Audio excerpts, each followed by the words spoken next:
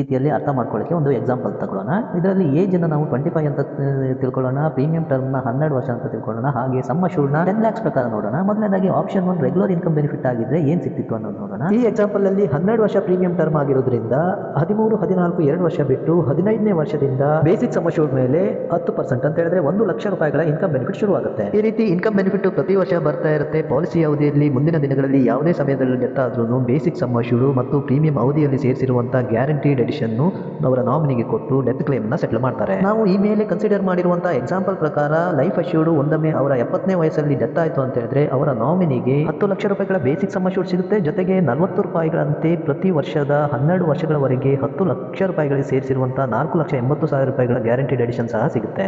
ಹಾಗೆ ಈಗಾಗಲೇ ಅಂತ ಹೇಳಿದ್ರೆ ಅವರ ಡೆತ್ ಆಗುವಷ್ಟರಲ್ಲಿ ಅವರಿಗೆ ಬಂದಿರುವಂತಹ ರೆಗ್ಯುಲರ್ ಇನ್ಕಮ್ ಬೆನಿಫಿಟ್ ನ ನೋಡೋದಾದ್ರೆ ಒಟ್ಟು ಪ್ರತಿ ವರ್ಷ 1 ಲಕ್ಷ ರೂಪಾಯಿಗಳಂತೆ 31 ವರ್ಷಗಳವರೆಗೂ ಪಡೆದಿರ್ತಾರೆ. ಅಂದ್ರೆ 31 ಲಕ್ಷ ರೂಪಾಯಿಗಳನ್ನ ಈಗಾಗಲೇ ಪಡೆದಿರ್ತಾರೆ.